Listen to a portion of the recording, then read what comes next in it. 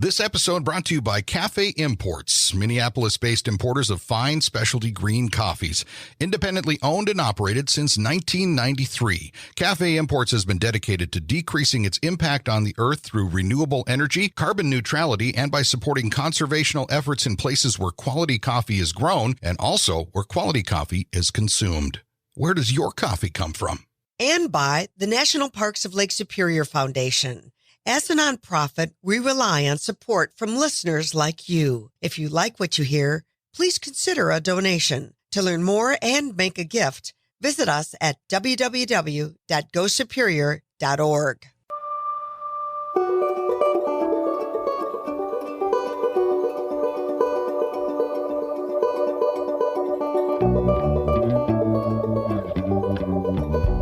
Welcome to the Lake Superior Podcast. I'm Walt Lindala. And I'm Frida Waara. We are made stronger by story, and there's no better source than the continent's largest body of fresh water, Lake Superior. So join us as we highlight the 5 national parks that ring this greatest of the Great Lakes, meet the people, tour the places, and learn about the projects that make these parks and body of water so remarkable. This podcast made possible with the support of the National Parks of Lake Superior Foundation and Media Brew Communications. I'm Walt Lindala. And I'm Frida Waara. Welcome once again to the Lake Superior Podcast. Today, Frida, a very interesting guest that wears many hats. Oh, baby. Yeah, that's a chook and everything you can imagine. But I want to take a little step back because I know we need some good news. We all need good news.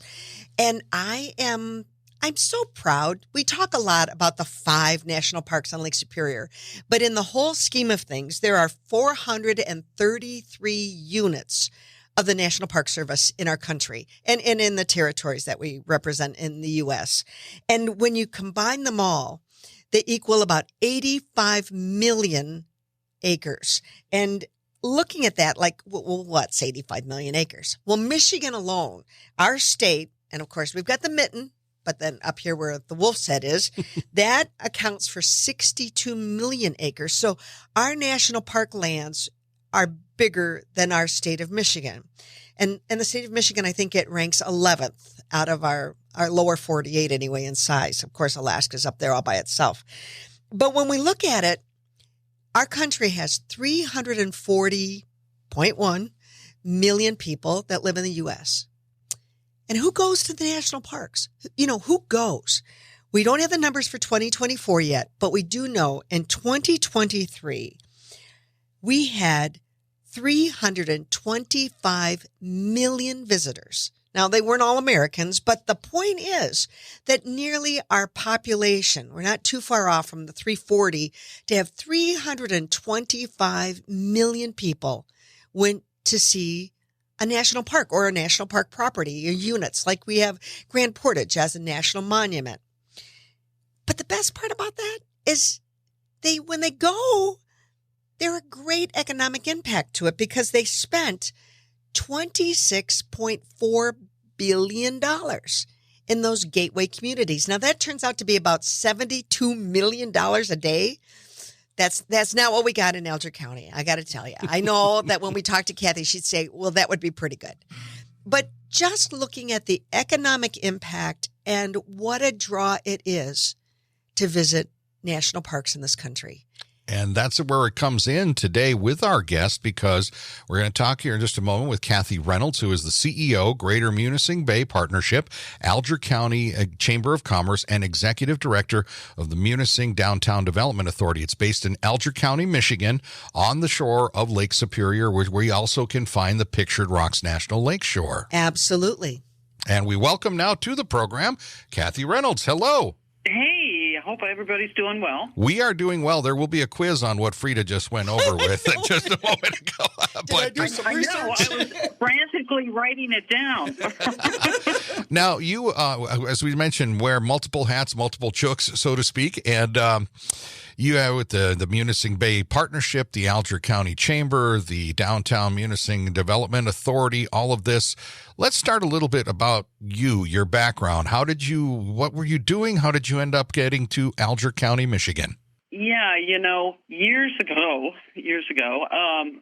when I was a kid, we lived in the Marquette area up here in the UP. Mm-hmm. And we moved around a lot when I was a kid. My father was in higher ed. He became a college president. So, to work up the ladder, we lived a lot of places. But back in the 70s, they had bought a second home up here in Autrain, which is right down the road from Pictured Rocks National Lakeshore. And we would come up here every summer. So then when I got older and I was living down in Indiana, I bought a second home up here just to come, summers and that type of thing. My parents ended up retiring here, and I thought, why not? I always tell people you should live where you want a vacation, right? Why just say, oh, I get to spend a week every once in a while someplace, right? I wanted to live in a place that I wanted to vacation. So I ended up moving up here.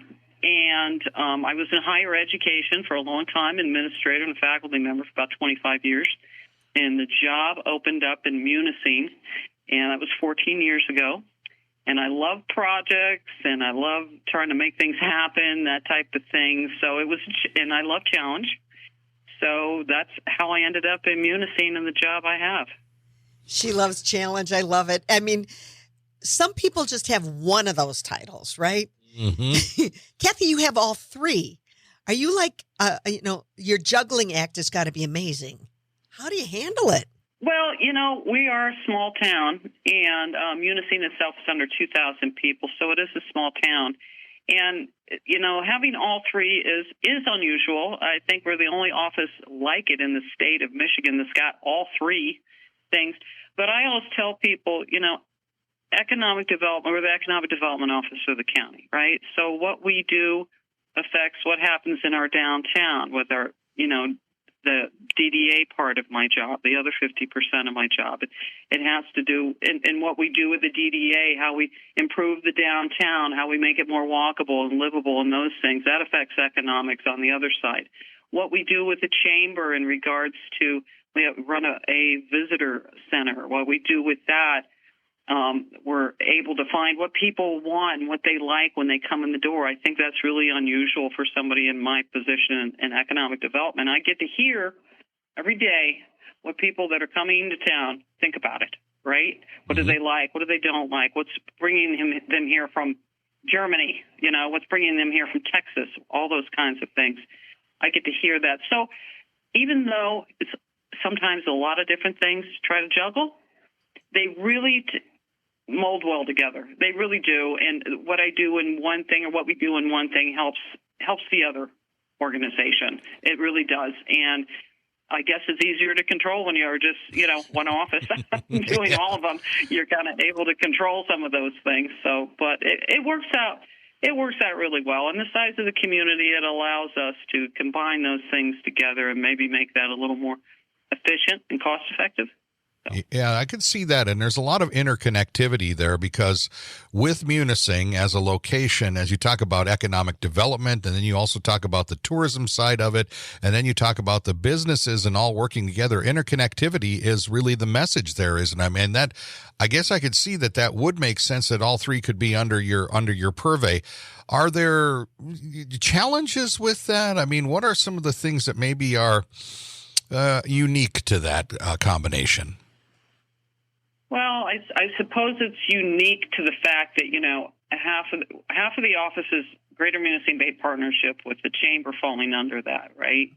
And the other half is the Munising Downtown Development Authority. So the DDA deals with more infrastructure type projects, right? We have a very successful facade grant program. We work with the city on infrastructure and roads and lighting and placemaking and art installations and all those kinds of things downtown. So, it works out really well in order to, we're working on marketing and all that with the chamber end of it and the visitor. Well, we're wanting to keep people in town, right? So how do we keep people in town? Well, you got to make your downtown look better, right? Infrastructure-wise, you got to make it easier to get around. You want to have different things for people to walk around and look at, and that helps with the art installations, whether it's the art in the alley we have or the historic walk or murals or whatever.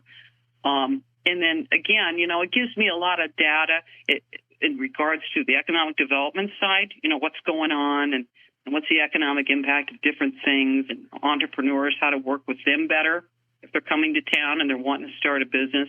I kind of have a good idea more so on some of those things that possibly, whether those data points or what I see in the other positions that help me to guide, whether it's housing things or labor things or whatever, it may be that, you're working with, somebody maybe wanting to start a business or whatever.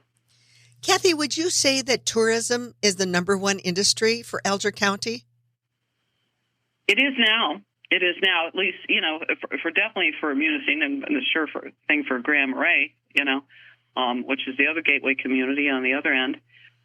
It definitely is. So the service industry, definitely the services, tourism and that type of thing is really the biggest industry that we have now, even though we have very stable and very good manufacturing arm of it. I would say we're, diversified because we have that manufacturing end, right? We have a prison that's a big employer in town, but then again, we also have got the tourism end. So we're kind of got a mix, but the tourism service end of it is the one that is the bigger of the ones at this point. So the question that we have for you here is that having a national park like Pictured Rocks National Lakeshore in your backyard, how does that influence your job? Does it make it easier? Does it make it more difficult? Is it a combination? It really, it makes it easier. It makes it easier to market the area, of course. There's a lot of towns that are on a lakeshore, right? But having a national park that I feel, and I've lived in, like I said before, different parts of the country, north, south, east, west, right? And I would say, and maybe I'm a little biased, that it is probably one, if not one of the most beautiful places in the whole Midwest, no doubt. And so for us, it's easy for us to market to market the area, to get people to come, get people to look at that type of thing. Yeah, we get a lot of people at certain times of the year, and we have to think about infrastructure-wise, how do you best service those people? So that I wouldn't say that's negative on the challenging end. It's because I like a challenge, like I said. But it makes it something you've got to think about. You've got to factor into the equation how many people you have in a really short amount of time, and how you're going to make, because you want the people to come to town.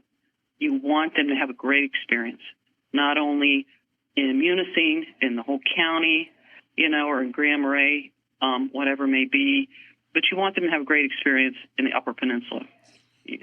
That they come up here and they have a great time, and there's lots of things to do in the UP, but, of course, we get a lot of people that, their home base is Munising, or that's maybe the reason they're coming, and then they branch out to other places. Yeah. We're talking with Kathy Reynolds here today, CEO of the Greater Munising Bay Partnership, as well as the Alger County Chamber of Commerce and Executive Director of the Munising, Michigan Downtown Development Authority. Kathy, you mentioned having access to data input and having these three hats that you're wearing and being able to kind of coordinate a lot of this information. What are the top 5 questions that you hear, especially in light of having now a national park in your backyard? What are those top 5 questions that you would hear from people when they walk into your visitors center? That's a direct line of input, that's for sure, and data. What do they ask you? The folks that come in, of course, the one that, every once in a while people come in and it's funny because they don't realize that Lake Superior, what's that lake out there? What's that water? Oh, that's Lake Superior, and what do you got to do in town? But the top 5 questions, hands down, typically, or on the top 3 I can think of for sure, is they want to see the park. They want to go out to Pictured Rocks National Lakeshore. How do they get out there? What is there to do out there? Is there hiking? Where's that at? All that type of thing. Waterfalls. That's a big one. People want to go see waterfalls. Over and over and over, we get that question. They want to take a Pictured Rock cruise. It's another one of the top questions. How do we do that? When are they running? When can I get on? How should I see the park? Because we usually say, by land and by water is a good thing, because it gives you 2 different perspectives, of the park. Another question they might have is, what else is there to do? For example, kayaking Pictured Rocks and our attraction businesses that deal with that. That has been extremely successful in our community. A lot of people want to do that, or they want to go on the shipwreck cruise. You know, they want to see what's going on there. And then, of course, eating and lodging and where can I go shopping, that type of thing, buy a gift, that type of thing. So we get a variety of questions, but I would say those are the most frequent questions that we get from people. Kathy, when you are talking to those folks, do you have to prepare them for knowing just, when somebody does say, and you and I know because we're kayakers, that you are not going out there in a recreational boat. And frankly, if you have not had an experience to be out on the Big Blue, you're going to do a guided kayak tour rather than you going out there on your own because it's big water. But how do you just kind of, gently tell them, this is kind of wild up here. You might not have a cell phone.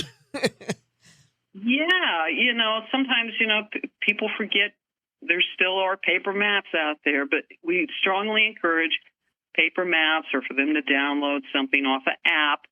If they're using their smartphone that they've already had it downloaded, they can look, because getting a cell phone signal a lot of times out in the public lands, national forests, and that type of thing is difficult. And they can be out in the middle of the park and they don't have cell phone service, and they're trying to utilize their GPS.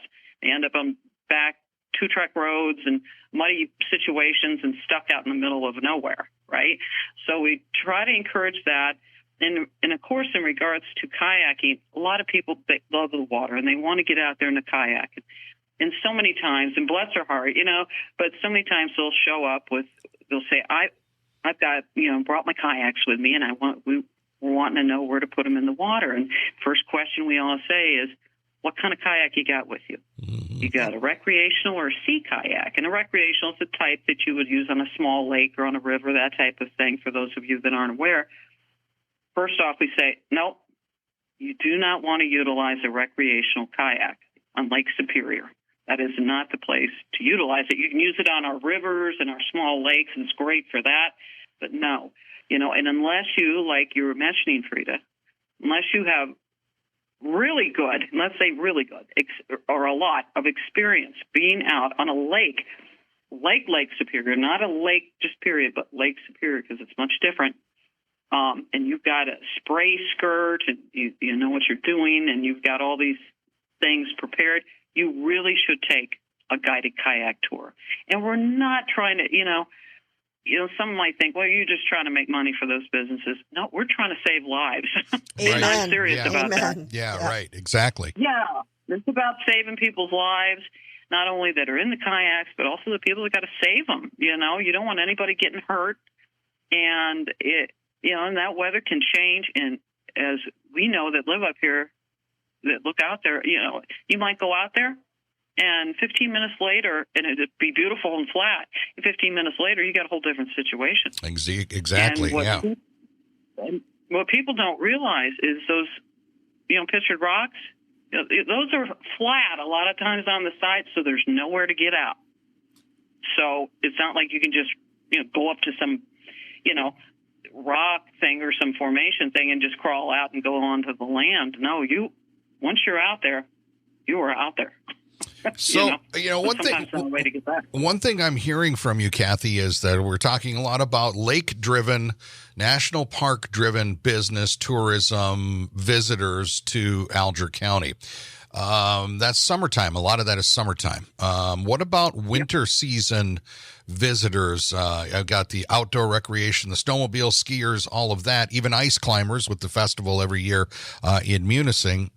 What about the winter season? So winter season can be extremely beautiful. And this year we are living in a snow globe, as you all know here in Munising. We're so jealous, we have to tell you. We don't have much. Mm-hmm. No, you guys are seeing grass, I think, in some places, but we've gotten over 200 inches of snow here this year, and it just snows constantly this winter. And a little bit different than last year, we didn't get a lot, but as long as we get snow, we get a boatload. We're a extremely popular place for snowmobilers. We have Valley Spur, for example, and there's some cross-country ski trails within the park. Cross-country skiing is very, very popular. We have people coming from, out of state, all of the time for these things. The Michigan Ice Fest that is held every year, the oldest ice climbing festival in North America, is in Munising, and it just got done here about a week ago. And we get people from all over the world that come to climb, and people can go on their website and see. I mean, you'll see stunning pictures. If you've never seen pictures of Pictured Rocks National Lakeshore, I would strongly encourage go out there and just do a search, Pictured Rocks National Lakeshore photos or ice climbing photos in Pictured Rocks, and you'll see some of the neatest stuff. But there's waterfalls, frozen waterfalls. People like that. They like to go out to Ebon Ice Caves, which is over on the other end of Alger County. There's a lot of ice formations over there. People love that, love to take pictures, love to go out there, and that type of thing. So we have a lot of things to do here in the winter also, along, with the other seasons. This is interesting because we're talking with Kathy Reynolds here today, CEO, Greater Munising Bay Partnership, the Alger County Chamber of Commerce, and Executive Director of the Munising, Michigan Downtown Development Authority. You mentioned a couple 100 inches of snow. For someone that's listening to this podcast somewhere out there around the world that isn't familiar with that's normal, but not normal, but it is for winter here. But explain to people exactly. We touched on it a little bit. You're on the south shore of Lake Superior. You're in the upper peninsula of the state of Michigan. Give us a picture of Alger County, a little bit of the size, the population, what we're talking about here, because we're talking about some serious numbers through the year that come to the Pictured Rocks National Lakeshore. But the community itself isn't that big. The county itself isn't that big. Give us a little demographic and some geographic info. Yeah, so as far as the county goes, Alger County, it is just a little bit under 9,000 people. Alger County is, and honestly, when you think about it, we are a large county geographically, and we're the second largest county in the state of Michigan by total area, which a lot of people don't know, but we are. So it's a big area with not a lot of people in it, and in Munising itself, there's just under 2,000 people. So not a lot of people here, and just a few hundred people up in the Grand Marais area up on the other end of the park. So we don't have, it's very different, of course, like you said, and winters can be, they can be kind of long sometimes, but, we're used to, like you said, Walt, we're used to a lot of snow. And people that are scared maybe to come here, they say, oh, my goodness, that's a lot of snow. You can't get around. They do a fantastic job, the public, city, the county workers and all that. As you all well know across the UP, our public workers do a phenomenal job clearing the roads. So for us, if it snows all day, every day, it's just another day. It's not. That's why I love it. It is very complicated, though, when you think about the park. Because the park being its size and it's separated, the two gateway communities, Grand Marais on the far eastern end at 34 people or so, and then Munising on the west end with less than 2,000 people. How in the world? I mean, I'm like, when I have like 6 people for dinner, I'm like, panicking, thinking, oh my gosh, do I even have enough toilet paper? And do I have enough everything else that needs to be, servicing these folks? But you've got 9,000 people in the entire county, and you're hosting maybe 900,000. There's been over 1.2 million visitors to Pictured Rocks. How in the world? That's got to be such pressure on the labor force and all the other services that go along with that. Yeah, like many other park communities in the United States, it's a lot of times seasonality. But with that seasonality comes a very great opportunity for entrepreneurs and our local business owners, which majority of all our businesses are owned by locals. They realize how the weather is. They realize the ebbs and flows of a lot of people coming to town. So they're, pretty much used to that. Now, as the park has grown in visitation over the years, since when I started, it wasn't even quite 400,000 when I started, and now it is, easily around 1 million every year.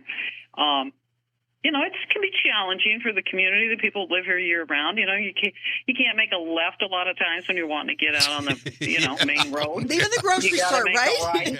Yeah. But you learn everything's a right. Everything's a right. Turn right. Yeah. Turn right at every turn. They turn right, and you might circle around, but you'll get there.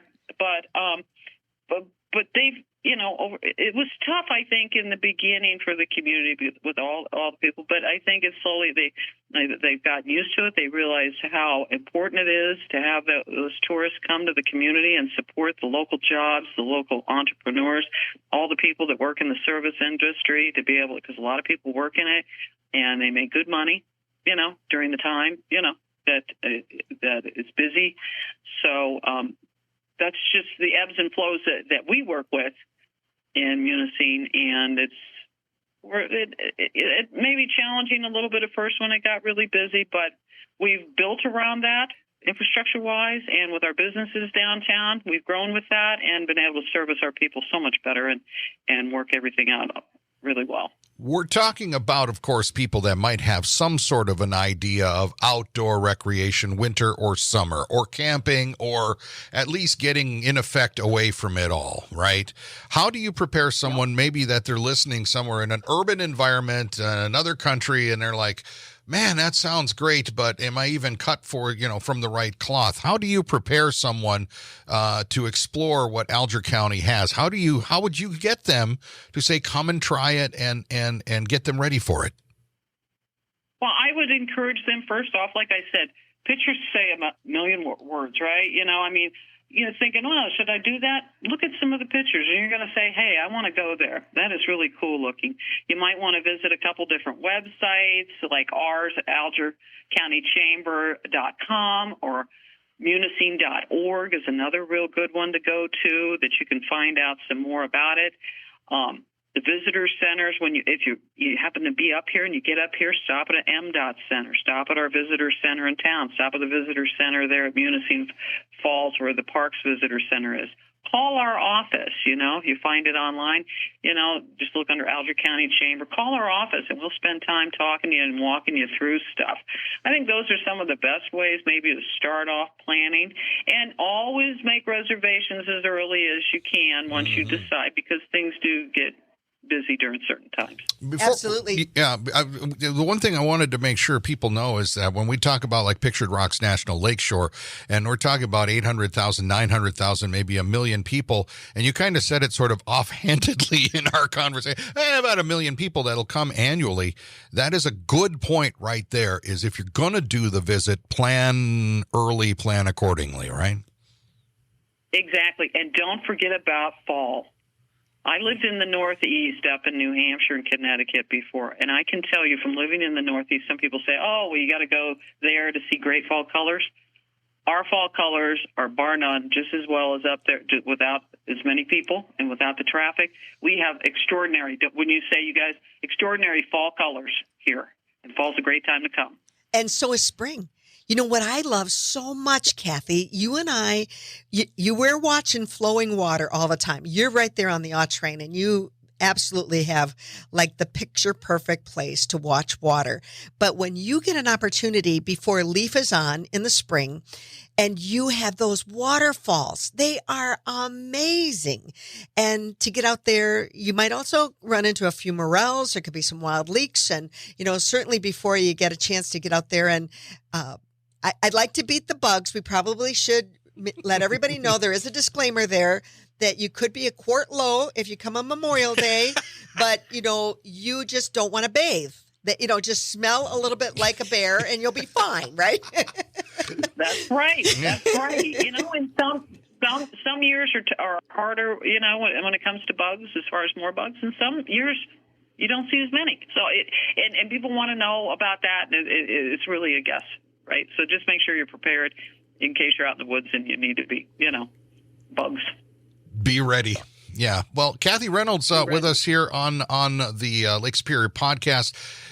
Before we cut you loose here today, and it's been a great conversation with you, I'd like to have you take a couple of moments and just share your perspective on sort of, as we're doing this with the National Parks of Lake Superior Foundation, just if you could sort of give us a few words about what's good about having something like the Pictured Rocks National Lakeshore, a national park in your community, some of the really true benefits and why it's important to you. I just think it's critical, just whether it's nationwide or our park itself, preservation of the park and our natural resources. That's why people come up to the Upper Peninsula. That's why a lot of times they visit places, is because of their natural resources, and protecting those and making sure they stay nice. It's critical to our economy and to a lot of economies out there across the United States, especially gateway economies, because what happens with us in Munising, our visitors, they not only help us in our community, but they help all the communities outside of us in the UP, because they go to other places. They go to Marquette. They go all these other towns in the UP.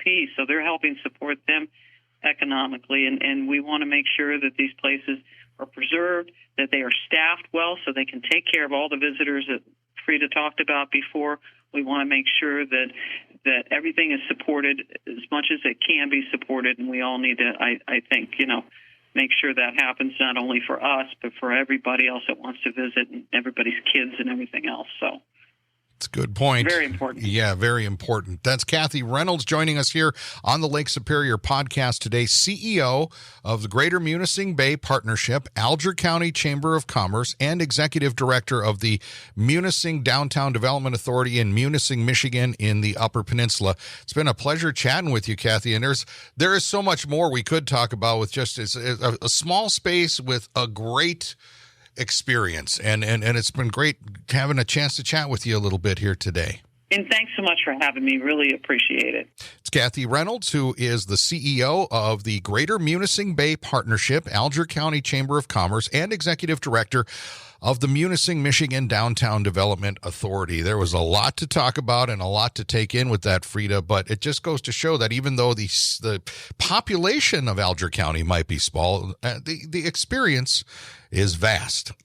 And what a testimony to public lands, the value of our public lands, and understanding in those gateway communities how important that park is to the economy. And I loved how when Kathy was talking about the entrepreneurs, because when I'm thinking about it, in Munising, you're not going to find a lot of franchise restaurants or hotels. No. I believe there's 17 hotels in Alger County, and you're not going to find, there's a Holiday Inn for sure, but you're really looking at a lot of people that are starting their own careers, their own businesses.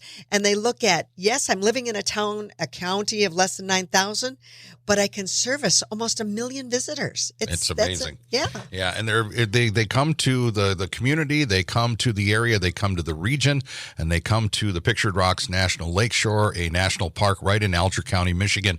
And she made a very good point also about making sure that those parks are staffed, that people are there to help all those visitors, so it does not spin into some sort of chaos or something. But I just want to say that she was a great person to talk to, and look her up if you want to find out more about what's going on in Alger County. And if there's something that you'd like to hear on the podcast, you can find Frida and I easily enough through the National Parks of Lake Superior Foundation. And wherever you're downloading the podcast, you can also send us notes through there.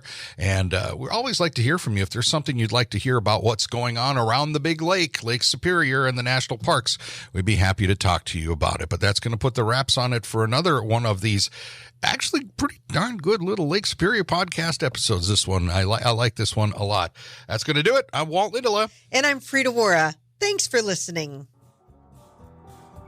The National Parks of Lake Superior Foundation, NPLSF, is the only official nonprofit 501c3 fundraising partner of the National Park Service for all 5 U.S. national park sites on Lake Superior. To learn more about NPLSF projects and programs, you can visit the website at nplsf.org or friend them on Facebook. I'm Frida Waara. And I'm Walt Lindala. Thanks for listening to the Lake Superior podcast. This podcast made possible with the support of the National Parks of Lake Superior Foundation and Media Brew Communications. This episode brought to you by Cafe Imports, Minneapolis-based importers of fine specialty green coffees.